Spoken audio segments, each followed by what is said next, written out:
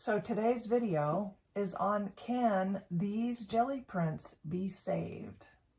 If you're like me, you've got a growing stack of Gelli prints, and although some of them are absolutely fabulous, there are those that are just sort of meh.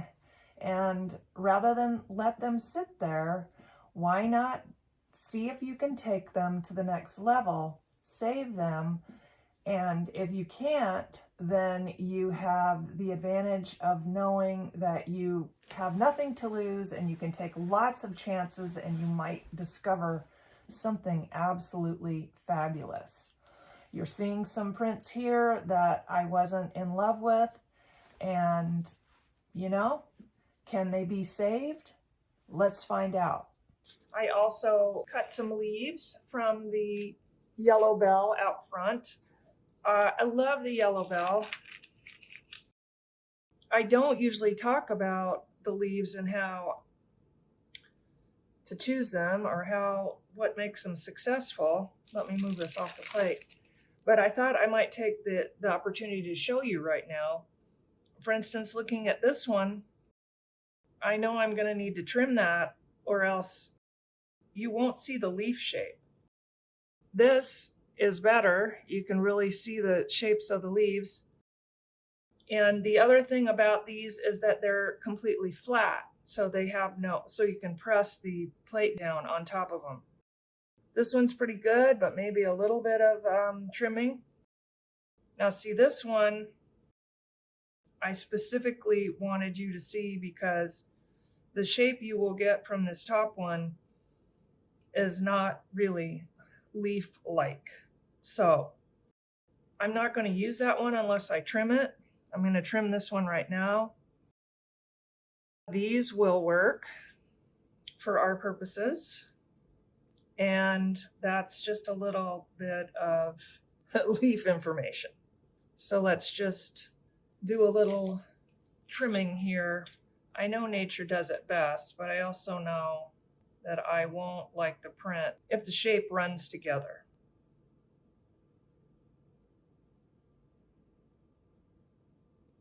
All right, so this is already really active. What can I do to calm it down? I have an idea. I kind of want to use a little bit of gold over this, and really there's nothing to lose because I don't love these prints, so we'll just play around. So this is iridescent bright gold, and I don't want a really heavy coat here.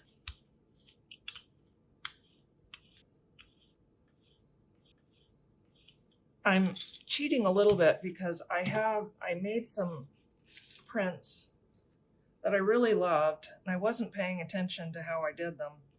So numbers game, and I'm putting it down. Of course, you need it to be backwards so that it will print the way forwards unless you don't care that it's backwards. And I'm going to put this on here right now.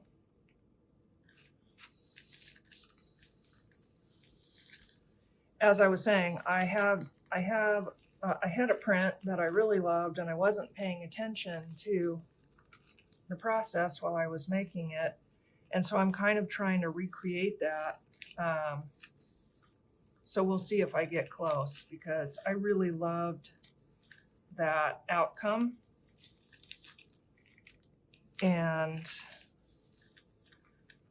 yeah, like to have more of those.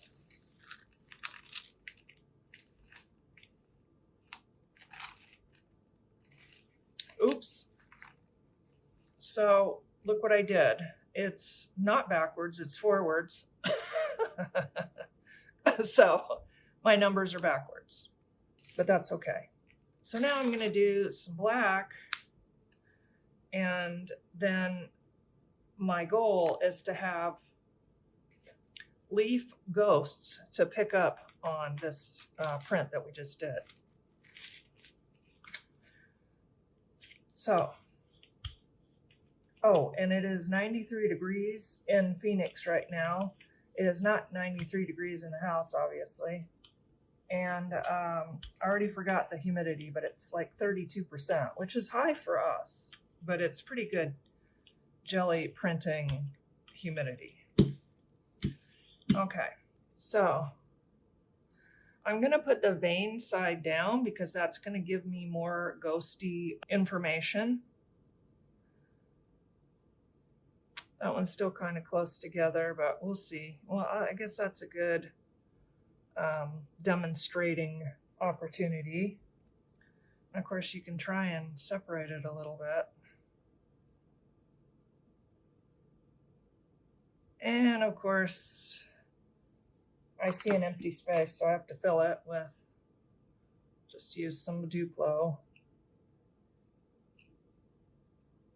I really never get tired of this shape and having that for prints and so on. Well, let's do this one.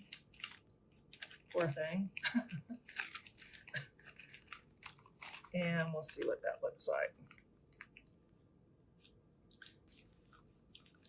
You can see from the back of this, I actually used some acrylic ink to kind of tint this one. That's maybe not the best, not the very best plan. So I'm pressing down now to get a good, good coverage on the leaves.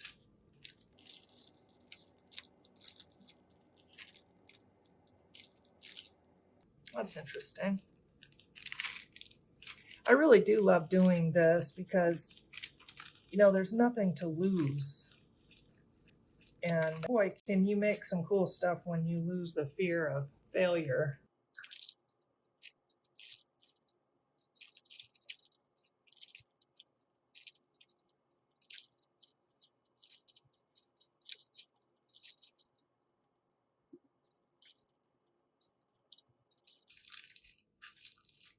That is a lot of pressing. Okay, well, you know what? I kind of like that. I can tell you I like it a lot better than I liked it before. So I might let that one be where it is. And now we've got the leaf ghosts. And I'm going to see if I can pick it up on here.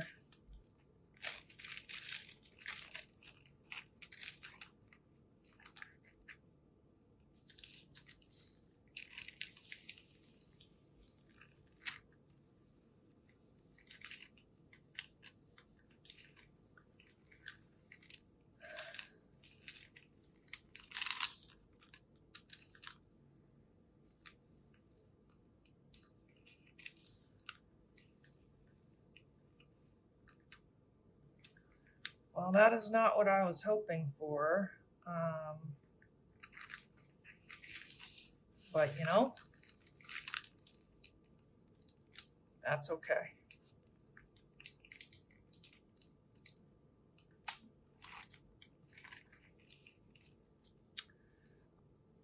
Not what I wanted, because I wanted something different inside the leaves, but that's okay. I mean, I can keep going on that because I don't love it.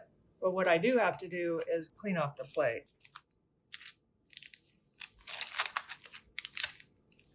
I had someone make a comment on the Facebook group that they were spending a lot of time having to clean off their jelly plate. And I thought, oh no, I do not like to have to do that. So I don't know why it's happening like that for her, but I would definitely recommend just the packing tape and then occasionally mineral oil rubbed into the plate and cleaned off with hand sanitizer just to condition the plate a little bit. It should not be labor intensive. Okay, so what's next? Let's do this one. I've already got a pretty complicated color situation there. So I'm gonna go with Hansa Yellow Opaque, a little bit of white.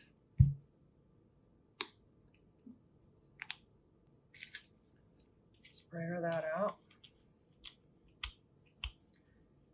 Yeah, it's unusual that I'm gonna do the whole print in one color, so let's let's mess around with that a little bit.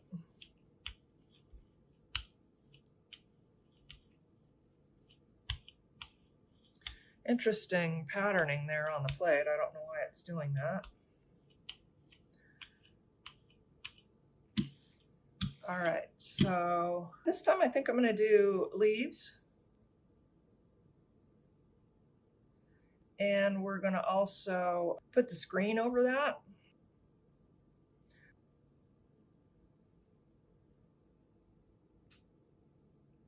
Here it is. I'll take this one.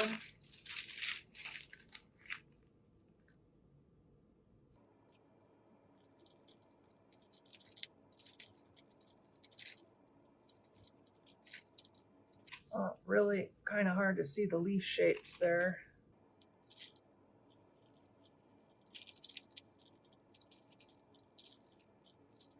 No, kind of interesting.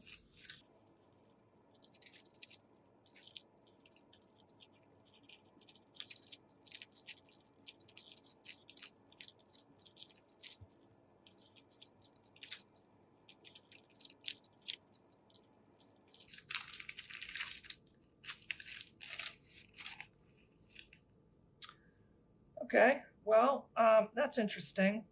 It's not thrilling me yet, so we'll put that in the stack of keep going prints.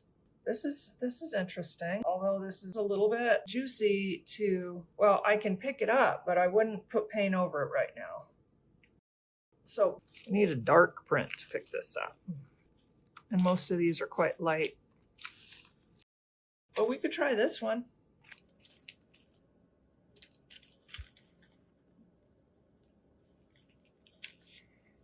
This one I was trying to use some mesquite leaves and pods, but it did not go well.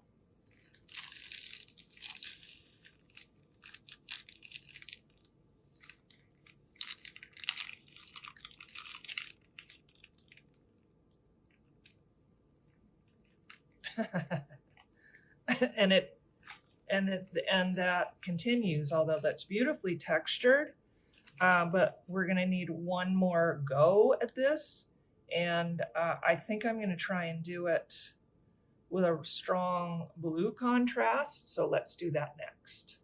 Okay, I spared you the packing tape cleaning off, so let's get to making another print that we like, using ultramarine blue to really pop there. And I'm going to just do just a smidge of the ultramarine light. Actually, I'm hearing that I want to just throw a tiny bit of cobalt blue in there too. Really make it outstanding. Okay.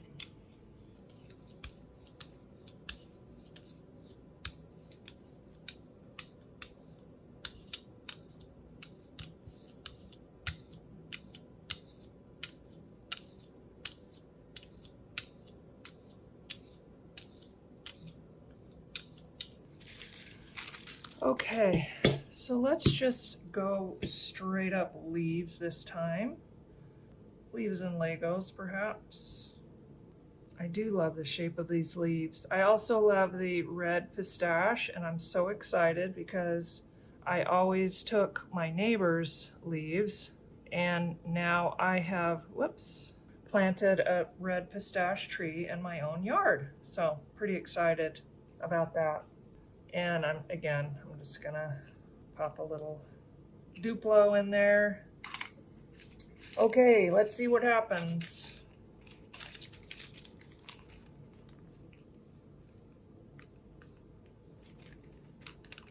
Oops.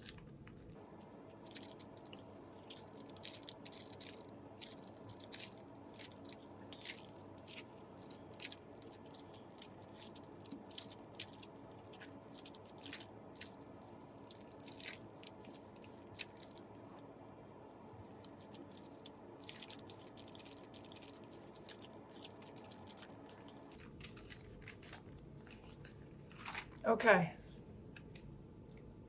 best so far of this version, this print. I'm not sure how much farther we could take that, honestly. Okay, and we can pick these up using this one.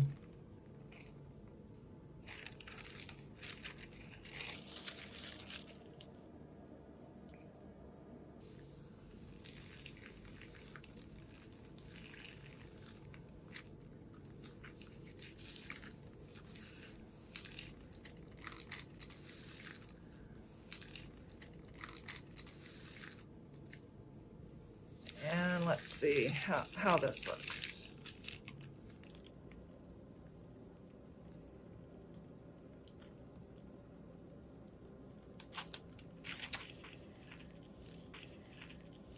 So we had some fun, learned some things, and for the Gelli Prints that we recovered, maybe, this one was the first one. You want to see it this way? This one, I'm quite enamored of this now. I think this one turned out quite beautifully. I think it'll be great in some collage work. This one's a little quieter, but certainly I can see using this as well. And finally, you did not get to see my final resolution on this, but this is the print that I went back into several times and ended up using some Tyvek circles over this to get, it was so busy, I needed a little large shape, small shape calming to get this done. And if you want to see a video on using those Tyvek circles, I've put a link to one below the video here, as well as all the supplies and link to the stencils. So I hope you had fun, and let me know if you'd like to see more of these sort of jelly plate recovery videos. And, you know, whatever else you'd like to see. I've got a few requests that I'm working through right now. I want to keep you guys in good supply of videos that help you fall in love with jelly plate printing more and more. All right, see you next time.